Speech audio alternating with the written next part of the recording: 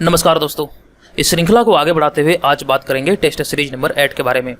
जो लोग भी यहाँ पर पहली बार हमारे साथ जुड़े हैं इस चैनल पर, बीपीएससी मेकर चैनल पर, उन सभी लोगों को बता दूं कि इससे पहले ऑलरेडी 7 सेट चैनल पर अपलोड हो चुका है। अगर आपने इन सभी प्रीवियस वीडियोज़ को नहीं देखा है तो जाइए, प्लेलिस्ट में मैंने अरेंज किया है इन सभी वीडियो को, आप वहाँ पर जाके सभी वीडियो को एक एक करके देख सकते हैं। ये आपके लिए 66वीं बीपीएससी प्री एग्जाम के लिए काफ़ी उपयोगी होगा। साथ ही बिहार में आयोजित होने वाली बिहार एसआई के दृष्टिकोण से भी ये वीडियो अति महत्वपूर्ण है, क्योंकि इस वीडियो में सभी जो सब्जेक्ट हैं, जिस प्रकार से बीपीएससी एग्जाम में पूछा जाता है, जिस प्रकार बीपीएससी एग्जाम का पैटर्न है उसको फॉलो किया गया है। तो ये सिर्फ और सिर्फ बीपीएससी ही नहीं बल्कि आपके अन्य सभी कॉम्पिटिटिव एग्जाम के दृष्टिकोण से महत्वपूर्ण होंगे। इस वीडियो में आपको 30 प्रश्न करंट अफेयर्स का भी देखने को मिलेगा, तो इस लिहाज से ये काफ़ी महत्वपूर्ण हो जाता है। अब अगर हम इसके प्रारूप की बात करें तो यहाँ पे जो क्वेश्चन होगा वो 5 ऑप्शन के साथ होगा, जिस तरह से बीपीएससी एग्जाम में होती है प्रारंभिक परीक्षा में। और यहाँ पे देखिए इस टेस्ट सीरीज में नंबर ऑफ क्वेश्चन जो होंगे वो 150 होंगे, इसका मैक्सिमम मार्क्स होगा 150। और इसका जो टाइम अलॉट होगा ये हमारे पेड मेंबर के लिए है। जो भी हमारे पेड मेंबर है उसके लिए ये टाइम अलॉट था। ये सुबह ही उसको पीडीएफ दिया गया था।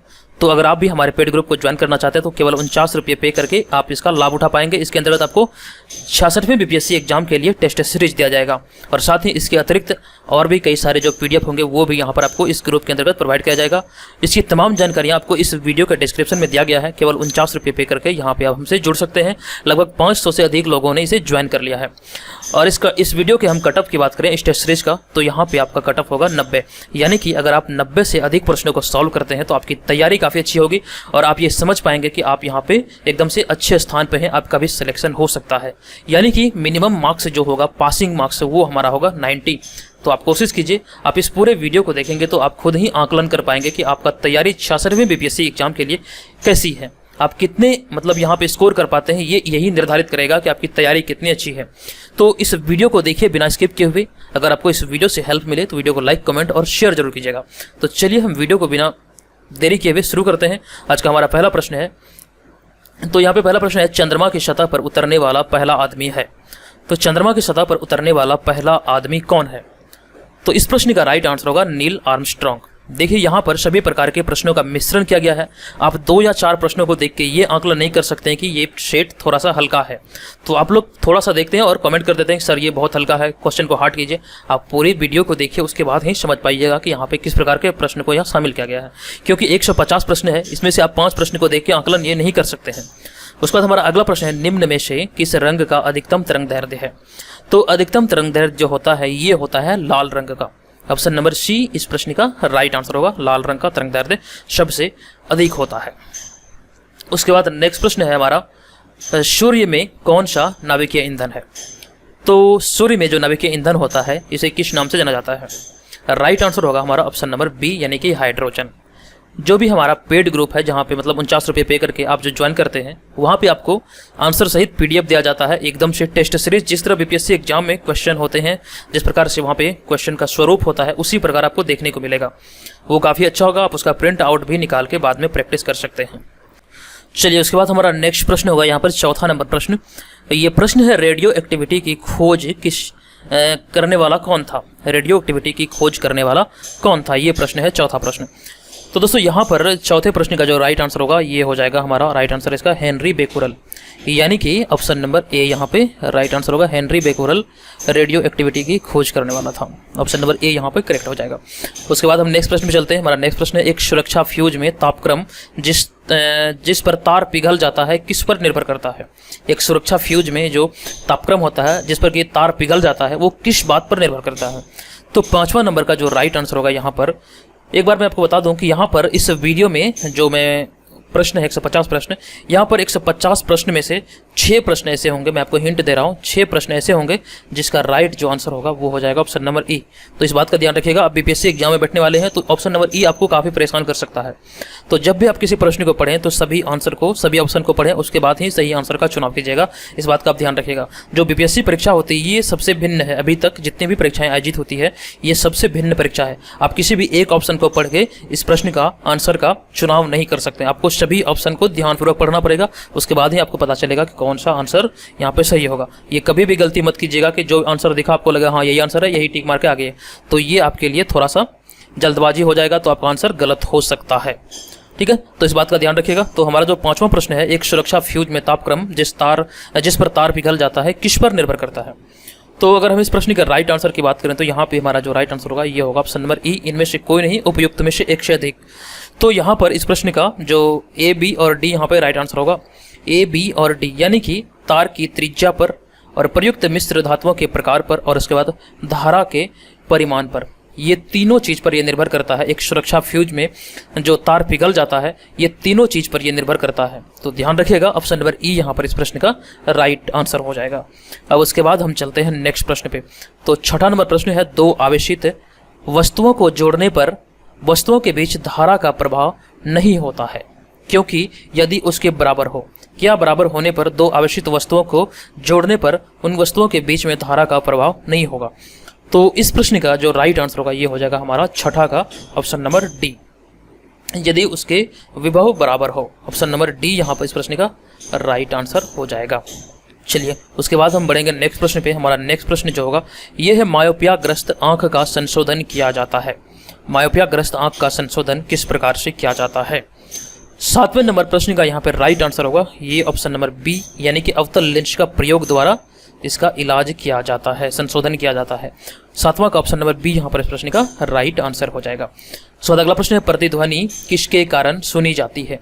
प्रतिध्वनि किसके कारण से सुनी जाती है। तो आठवां नंबर प्रश्न का यहाँ पर राइट जो आंसर होगा ये हो जाएगा आठवां का ऑप्शन नंबर ए, यानी कि ध्वनि तरंग के परावर्तन के कारण प्रतिध्वनि सुनी जाती है। तो ऑप्शन नंबर ए यहाँ पर इस प्रश्न का राइट आंसर हो जाएगा। चलिए उसके बाद हम बढ़ेंगे यहाँ पर नेक्स्ट प्रश्न पे। नेक्स्ट प्रश्न में चलते हैं। नेक्स्ट प्रश्न जो हमारा है 9वां नंबर प्रश्न, तड़ित की आवाज़ सुनने से पहले बिजली की चमक दिखाई देती है। तड़ित आवाज़, जब बिजली चमकती है तो काफ़ी आवाज़ करती है, तो उसका आवाज़ सुनने से पहले बिजली की चमक दिखाई देती है। इसका पीछे का वजह क्या है, किस वजह से ऐसा होता है। ये प्रश्न काफ़ी इजी है। 9वां नंबर प्रश्न का यहाँ पर राइट आंसर होगा ऑप्शन नंबर ए, प्रकाश की जो चाल होती है ध्वनि की चाल से अधिक होती है, इस वजह से तड़ित की आवाज़ सुनने से पहले ही बिजली की चमक दिखाई देती है। जब भी बिजली चमके तो आप समझ जाइए कि आवाज़ होने वाली है। तो इसका जो राइट आंसर होगा ये हो जाएगा हमारा 9 का ऑप्शन नंबर ए। उसके बाद अगला प्रश्न है 10वां प्रश्न, निम्न में से किस माध्यम में एक खिलौना गाड़ी अधिकतम वजन दर्शाएगी। जल में, ग्लिसरीन में, कार्बन डाइऑक्साइड में या फिर निर्वात में, इनमें से कोई नहीं, उपयुक्त में से एक से अधिक। किस माध्यम में एक खिलौना गाड़ी अधिकतम वजन दर्शाएगी। इसका सही आंसर का चुनाव कीजिए। इसका राइट आंसर क्या होगा। तो देखिए इस प्रश्न का जो करेक्ट आंसर होगा ये हो जाएगा हमारा ऑप्शन नंबर डी, यानी कि निर्वात में ये अधिकतम वजन दर्शाएगी। ऑप्शन नंबर डी यहाँ पर इस प्रश्न का राइट आंसर हो जाएगा। अब उसके बाद नेक्स्ट प्रश्न है, निम्न में से कौन सा एक रासायनिक परिवर्तन है। निम्न में से कौन सा एक रासायनिक परिवर्तन का उदाहरण है, यह प्रश्न है। तो देखिए यहाँ पर इस प्रश्न का जो राइट आंसर होगा, सभी को पहले पढ़िए, लोहे में जंग लगना, और उसके बाद नेक्स्ट है जल का वाष्प में परिवर्तन होना, दूध का दही में परिवर्तन और कोयले का जलना। तो 11 नंबर प्रश्न में अगर हम इसका आंसर की बात करें तो यहाँ पर जो हमारा आंसर होगा ये हो जाएगा ए, सी, डी, यानी कि लोहे में जंग लगना, दूध का दही में परिवर्तन, अब और उसके बाद डी नंबर कोयले का जलना। ये ए, सी और डी यानी कि 11 का यहाँ पे हमारा जो राइट आंसर होगा ये हो जाएगा ऑप्शन नंबर ई। निम्न में से रासायनिक परिवर्तन का जो उदाहरण है ये हो जाएगा लोहे का जंग लगना और दूध का दही में परिवर्तन और कोयले का जलना। ये तीनों जो है यानी कि ए, सी और डी ये रासायनिक परिवर्तन का उदाहरण है, जबकि जल का वाष्प में बनना ये रासायनिक परिवर्तन का उदाहरण नहीं है। अब उसके बाद नेक्स्ट प्रश्न है हमारा 12 नंबर प्रश्न, निम्नलिखित में से कौन एक यौगिक नहीं है। निम्नलिखित में से कौन एक यौगिक नहीं है, ये है प्रश्न। तो यहाँ पर 12 नंबर प्रश्न का जो राइट आंसर होगा ये हो जाएगा ऑप्शन नंबर डी, यानी कि हीरा इनमें से यौगिक नहीं है। ध्यान रखिए ऑप्शन नंबर डी यहाँ पर इस प्रश्न का राइट आंसर होगा, हीरा इनमें से यौगिक नहीं है। अब उसके बाद हम चलते हैं 13वें नंबर प्रश्न पे। 13वां नंबर प्रश्न है हमारा, मीथेन अणु का आकार कैसा होता है। मीथेन अणु का आकार कैसा होता है। तो 13 नंबर प्रश्न का यहाँ पे राइट आंसर होगा हमारा ऑप्शन नंबर सी, यानी चतुष्फलकीय। मीथेन अणु का जो आकार होता है ये चतुष्फलकीय होता है। उसके बाद नेक्स्ट प्रश्न है यहाँ पे, निम्न में से कौन सा पदार्थ ठोस अवस्था में विद्युत का चालन कर सकता है। कौन सा पदार्थ ठोस अवस्था में विद्युत का चालन कर सकता है। तो 14 नंबर प्रश्न का यहाँ पर राइट आंसर होगा हमारा ऑप्शन नंबर ए, ग्रेफाइट। ये ठोस अवस्था में अगर है तो ये विद्युत का चालन कर सकता है, लेकिन अगर ये पाउडर के रूप में है तो ये विद्युत का सुचालक नहीं बल्कि विद्युत का कुचालक होता है। ये भी आप ध्यान रखिएगा। उसके बाद हमारा नेक्स्ट प्रश्न है डेविस कप का नाम किस खेल से संबंधित है। तो 15 नंबर प्रश्न, डेविस कप का जो नाम संबंधित है ये लॉन टेनिस से संबंधित है। ध्यान रखिए, इसका राइट आंसर होगा हमारा option number A, lawn tennis. अब उसके बाद नेक्स्ट प्रश्न है हमारा यहाँ पर 16वां नंबर प्रश्न, ओसामा बिन लादेन नाम संबंधित था, किससे संबंधित था। ओसामा बिन लादेन नाम किससे संबंधित था। तो 16 नंबर प्रश्न, ये नाम जो संबंधित था ये अलकायदा से संबंधित था। ऑप्शन नंबर सी यहाँ पर इस प्रश्न का करेक्ट आंसर होगा 16 का। चलिए उसके बाद अगला प्रश्न है, मुसलमान हज के लिए कहाँ जाते हैं। तो मुसलमान जो हज के लिए जाते हैं ये कहाँ जाते हैं, ये प्रश्न है। तो 17 नंबर का राइट जो आंसर होगा, मुसलमान भाई हज के लिए जाते हैं मक्का। ऑप्शन नंबर ए यहाँ मक्का मदीना इस प्रश्न का राइट आंसर होगा। तो ध्यान रखिए, ऑप्शन नंबर ए इसका करेक्ट आंसर होगा। उसके बाद हमारा अगला प्रश्न है 18 नंबर प्रश्न है, भगवान राम की जन्मभूमि अयोध्या किस राज्य में है। तो देखिए ये प्रश्न महत्वपूर्ण प्रश्न है। भगवान राम की जन्मभूमि अयोध्या ये जो है आप सभी को पता है ये उत्तर प्रदेश में है। तो इस प्रश्न का जो राइट आंसर होगा ऑप्शन नंबर डी यहाँ पर करेक्ट आंसर होगा। लेकिन यहाँ पे बात आई है भगवान राम की और जन्मभूमि अयोध्या की, तो एक महत्वपूर्ण करंट अफेयर्स का प्रश्न है जो कि सितंबर माह से है। ये प्रश्न है कि हाल ही में उत्तर प्रदेश सरकार ने किस एयरपोर्ट का नाम भगवान श्री राम के नाम पर रखने की घोषणा की है। तो इस प्रश्न का आप आंसर याद रखिएगा, जो इसका राइट आंसर होगा ये अयोध्या एयरपोर्ट होगा। अयोध्या एयरपोर्ट का नाम भगवान श्री राम के नाम पर रखने का घोषणा किया गया है उत्तर प्रदेश सरकार के द्वारा। तो दोस्तों अभी तक आपको दिसंबर 2019 से लेकर अगस्त तक का मासिक करंट अफेयर्स का पीडीएफ और वीडियो दोनों दिया जा चुका है। आप एक बार चैनल पे विजिट कीजिए और साथ ही पीडीएफ के लिए आप हमारे टेलीग्राम ग्रुप को ज्वाइन कीजिए। वहाँ पर ये सभी चीज़ें आपको देखने को मिलेगा। आप वहाँ से इसको डाउनलोड करके अपनी तैयारी को काफ़ी अच्छी तरीके से कर सकते हैं। तो आप चाहें तो हमारे टेलीग्राम ग्रुप को ज्वाइन कर सकते हैं। इस वीडियो के डिस्क्रिप्शन में उसका लिंक दिया गया है। अगला प्रश्न है हमारा 19 नंबर प्रश्न, सिंधु घाटी सभ्यता का विस्तार कहाँ हुआ था। तो 19 नंबर प्रश्न का जो राइट आंसर होगा, सिंधु घाटी सभ्यता का जो विस्तार हुआ था ये पंजाब, राजस्थान और गुजरात। इसका करेक्ट आंसर होगा option number D, Punjab, Rajasthan और गुजरात। ये सभी ऑप्शन के आधार पर ऑप्शन नंबर डी यहाँ पे हमारा राइट आंसर हो जाएगा। उसके बाद नेक्स्ट प्रश्न है, उपनिषदों में मुख्यतः विवेचित है। उपनिषदों में मुख्यतः क्या विवेचित है। तो 20वें नंबर प्रश्न का एक राइट आंसर होगा इसका जो होगा ऑप्शन नंबर बी, यानी कि 20वां का राइट आंसर ऑप्शन बी, यानी कि दर्शन शास्त्र उपनिषदों में मुख्यतः ये विवेचित है। उसके बाद नेक्स्ट प्रश्न है हमारा, अजंता के चित्रों में किन कथाओं का चित्रण किया गया है। अजंता के चित्रों में किन कथाओं का चित्रण किया गया है। तो जातक का चित्रण किया गया है। ऑप्शन नंबर डी यहाँ पर इस प्रश्न का राइट आंसर होगा। आप सभी को पता है कि जातक जो है ये भगवान बुद्ध के पूर्व के 200 जन्मों की, इनमें पूर्व जन्मों की इसमें कहानियों का वर्णन किया गया है जातक में। तो भगवान बुद्ध से ये संबंधित है, बौद्ध धर्म से संबंधित है, तो ये भी आप ध्यान रखिएगा। अब उसके बाद हम बढ़ते हैं नेक्स्ट प्रश्न पे। हमारा नेक्स्ट प्रश्न है, हर्षवर्धन के राज्य में किस शहर को महत्व प्राप्त हुआ था। किस राज्य को महत्व प्राप्त हुआ था। तो 22 नंबर प्रश्न का जो राइट आंसर होगा ये हो जाएगा कन्नौज। और एक प्रश्न है कि वेनशांग किसके शासनकाल में भारत आया था। तो ये भी आप ध्यान रखिएगा, हर्षवर्धन के ही शासनकाल में आया था। तो ऑप्शन नंबर ए यहाँ पर इस प्रश्न का राइट आंसर हो जाएगा। और दोस्तों उसके बाद हमारा नेक्स्ट प्रश्न है, विक्रमादित्य की उपाधि किसने धारण की थी। ये काफ़ी महत्वपूर्ण प्रश्न है। विक्रमादित्य की उपाधि अशोक ने, कनिष्क ने, चंद्रगुप्त ने और समुद्रगुप्त ने। तो यहाँ पर इनमें से कोई नहीं इसका राइट आंसर होगा, क्योंकि यहाँ पे एक भी ऑप्शन सही नहीं है। चंद्रगुप्त द्वितीय के द्वारा विक्रमादित्य की उपाधि धारण किया गया था। आप इस बात का ध्यान रखिए, ये गुप्त वंश का एक महान शासक था चंद्रगुप्त द्वितीय, इन्होंने ही विक्रमादित्य की उपाधि धारण की थी। ऑप्शन नंबर ई यहाँ पर इस प्रश्न का करेक्ट आंसर हो जाएगा। अब उसके बाद हम चलते हैं नेक्स्ट प्रश्न पे। हमारा नेक्स्ट प्रश्न होगा, मोहम्मद बिन तुगलक ने अपनी राजधानी दिल्ली से देवगिरी क्यों हटाई थी। तो दिल्ली से देवगिरी स्थानांतरित किया गया था मोहम्मद बिन तुगलक के द्वारा, ये क्यों किया गया था। तो ध्यान रखिए, इसका जो राइट आंसर होगा ये देवगिरी जो था ये केंद्र में स्थित था। तो ऑप्शन नंबर सी यहाँ पर इस प्रश्न का राइट आंसर होगा। तो ऑप्शन नंबर सी यहाँ पे राइट आंसर होगा। जो देवगिरी था ये पूरा राज्य का बीचों बीच में था, तो इस वजह से राजधानी के लिए देवगिरी काफ़ी उपयुक्त था, इसीलिए दिल्ली से देवगिरी से स्थानांतरित किया गया था।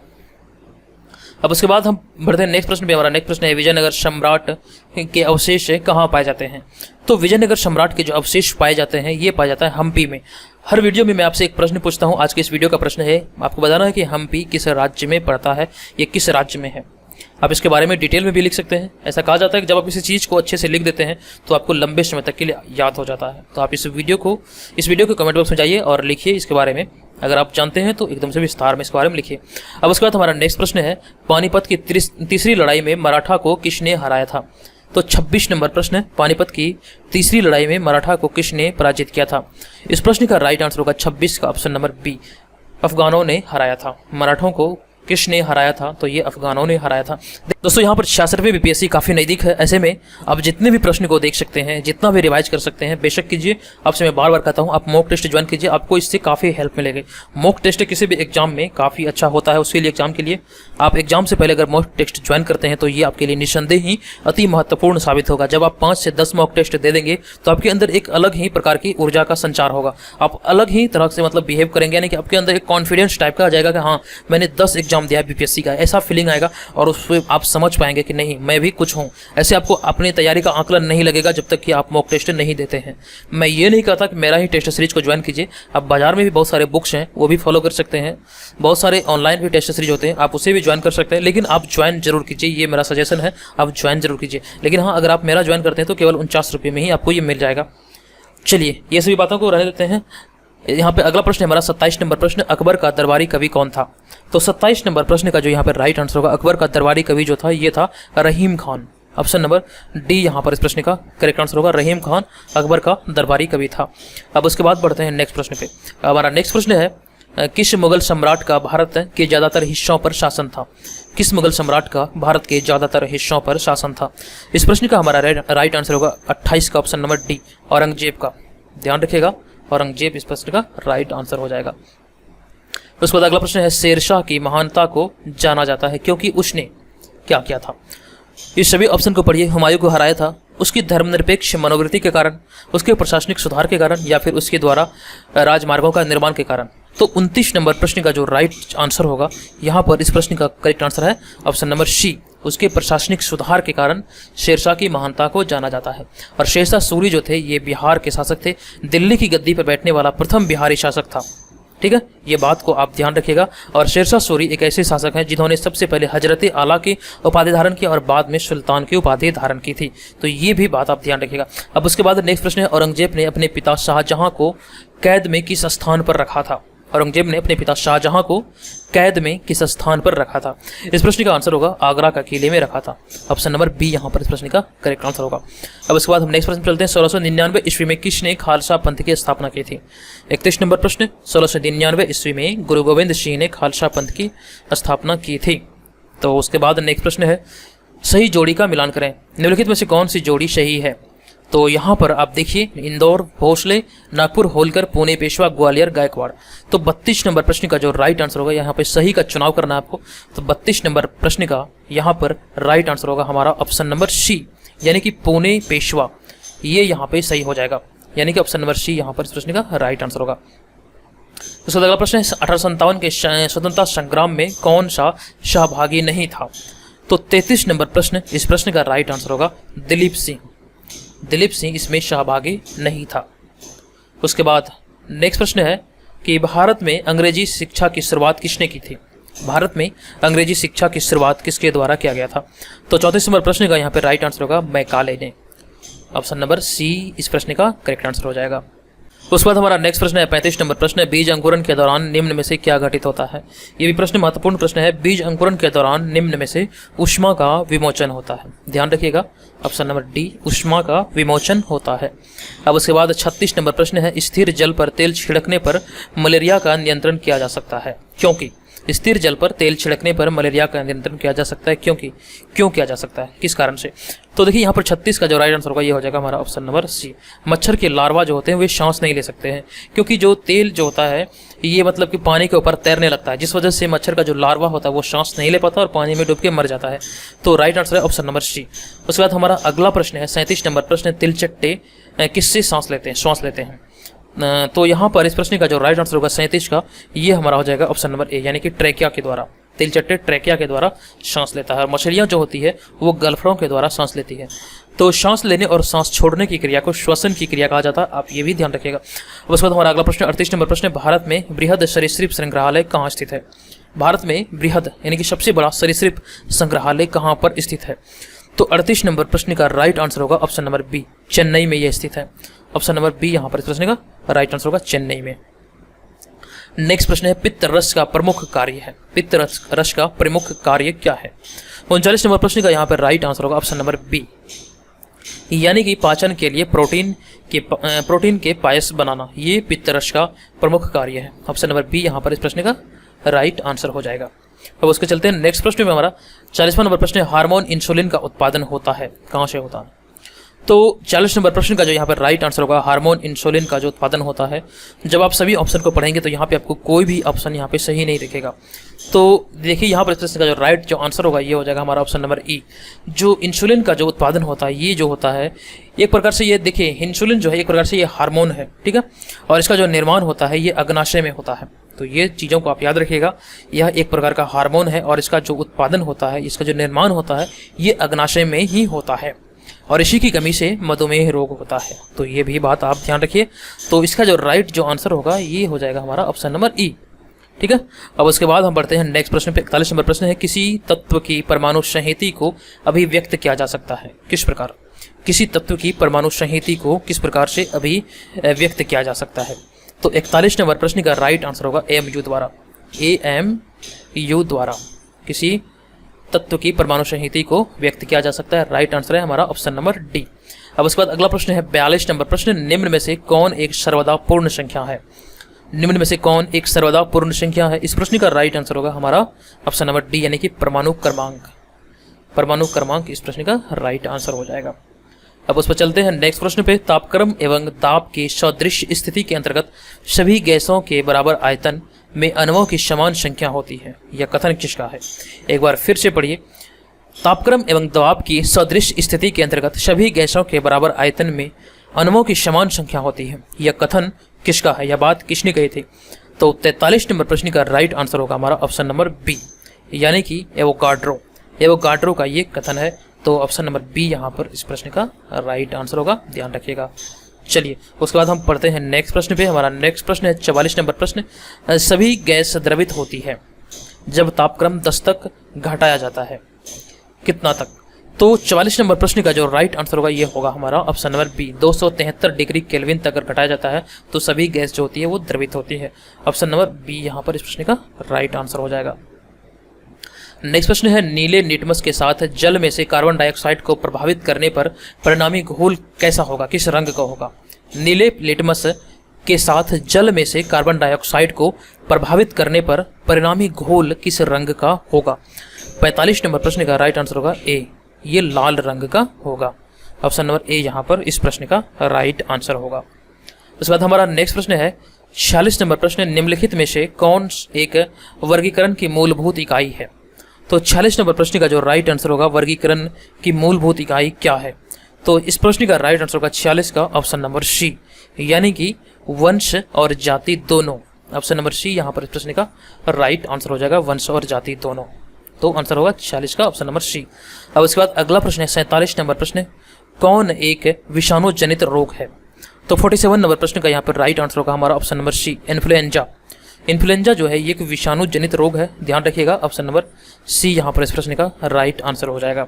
अब उसके बाद अगला प्रश्न 48 नंबर प्रश्न, पेनिसिलिन का आविष्कार किसने किया था? पेनिसिलिन का आविष्कार किसके द्वारा किया गया था? तो 48 नंबर प्रश्न का जो राइट आंसर होगा ये हो जाएगा हमारा option number D, Alexander Fleming. Alexander Fleming के द्वारा यहाँ पर इसका आविष्कार किया गया था। ऑप्शन नंबर डी यहाँ पर इस प्रश्न का राइट आंसर हो जाएगा। नेक्स्ट प्रश्न है, मशरूम निम्नलिखित में से क्या है? 49 नंबर प्रश्न, इस प्रश्न का राइट आंसर होगा फफूंदी। मशरूम जो है एक प्रकार की फफूंदी है। ऑप्शन नंबर बी यहाँ पर इस प्रश्न का राइट आंसर होगा, फफूंदी। नेक्स्ट प्रश्न, निम्नलिखित में से कौन एक जीवित जीवाश्म कहलाता है? 50 नंबर प्रश्न का राइट आंसर होगा हमारा ऑप्शन नंबर बी, जिकंगो। यह एक जीवित जीवाश्म कहलाता है। ऑप्शन नंबर बी यहाँ पर इस प्रश्न का राइट आंसर हो जाएगा, ठीक है। ऑप्शन नंबर बी यहाँ पर इस प्रश्न का करेक्ट आंसर है। और फिर उसके बाद हमारा अगला प्रश्न है 51 नंबर प्रश्न। ये भी प्रश्न काफी महत्वपूर्ण है। ये प्रश्न है, एंजाइम नहीं प्राप्त होती है किससे? एंजाइम किससे प्राप्त नहीं होती है? तो 51 नंबर प्रश्न का राइट आंसर होगा हमारा ऑप्शन नंबर डी, विषाणु में। विषाणु में ये प्राप्त नहीं होती है। ऑप्शन नंबर डी यहाँ पर इस प्रश्न का राइट आंसर हो जाएगा।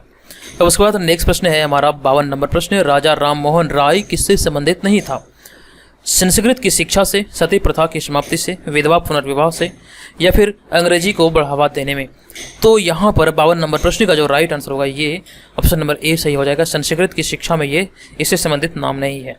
तो राजा राम मोहन राय ये यहाँ पर ये तीनों इससे संबंधित थे। तो राइट जो आंसर होगा ये हो जाएगा संस्कृत की शिक्षा में। तो ऑप्शन नंबर ए यहाँ पर इस प्रश्न का राइट आंसर होगा, संस्कृत की शिक्षा में संबंधित नहीं थे। उसके बाद अगला प्रश्न है सूर्य से कौन सा ग्रह सबसे नजदीक है। तो 53 नंबर प्रश्न का यहाँ पर राइट आंसर होगा हमारा ऑप्शन नंबर सी यानी कि बुध। सूर्य का सबसे नज़दीक का जो ग्रह है ये है बुध, यानी कि ऑप्शन नंबर सी यहाँ पे राइट आंसर होगा। जो ग्रहों का सही क्रम है सूर्य से सबसे पहले है बुध, फिर शुक्र, पृथ्वी, मंगल, बृहस्पति, शनि, अरुण और वरुण। ये सभी इस प्रकार से क्रम है, दूरी के अनुसार ये क्रम है, बुध, शुक्र, पृथ्वी, मंगल, बृहस्पति, शनि, अरुण और वरुण। इस प्रकार से आप याद रख सकते हैं। तो ऑप्शन नंबर सी यहाँ पर इस प्रश्न का राइट आंसर हो जाएगा। अब उसके बाद नेक्स्ट प्रश्न है यहाँ पर 54 नंबर प्रश्न, भारतीय प्रमाणिक समय ग्रीनविच माध्य समय से कितना आगे होता है। तो देखिए ये जो भारतीय प्रमाणिक समय है ये ग्रीनविच माध्य से कितना आगे है, ये है प्रश्न। इस प्रश्न का राइट आंसर होगा 5.5 घंटा, यानी कि 5 घंटे 30 मिनट ये आगे है। ध्यान रखिएगा ऑप्शन नंबर सी यहाँ पर इस प्रश्न का राइट आंसर हो जाएगा। दोस्तों यहाँ पर इस वीडियो में अगर हम बात करें तो यहाँ पर मैं 54 प्रश्न तक आपको बताया। तो दोस्तों अगर आप हमारे टेस्ट सीरीज को ज्वाइन करते हैं तो कुछ इस प्रकार से ये पीडीएफ आपको दिया जाएगा। केवल 49 रुपये इसका कीमत रखा गया है, आप इसे ज्वाइन कर सकते हैं।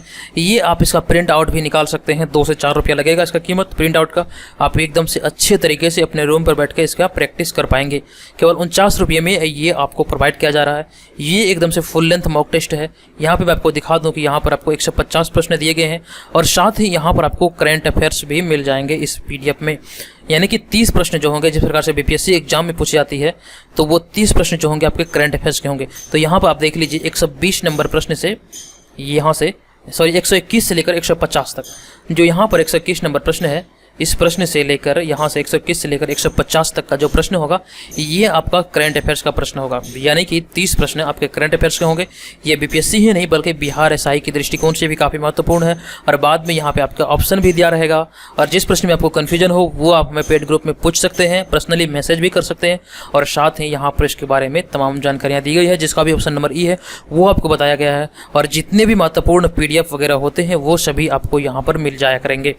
तो देखिए यहाँ पर हालांकि कुछ पीडीएफ पेड होते हैं, मैं आपको पहले ही बता दूं, लेकिन ये जो 49 रुपये आपसे लिया जा रहा है ये सिर्फ और सिर्फ ये टेस्ट सीरीज का पीडीएफ के लिए लिया जा रहा है। ठीक है, इसकी क्वालिटी आपको काफ़ी अच्छी देखने को मिलेगी। आप कितना भी इसे जूम कर दें, आप इसे फ़ोन में भी पढ़ सकते हैं।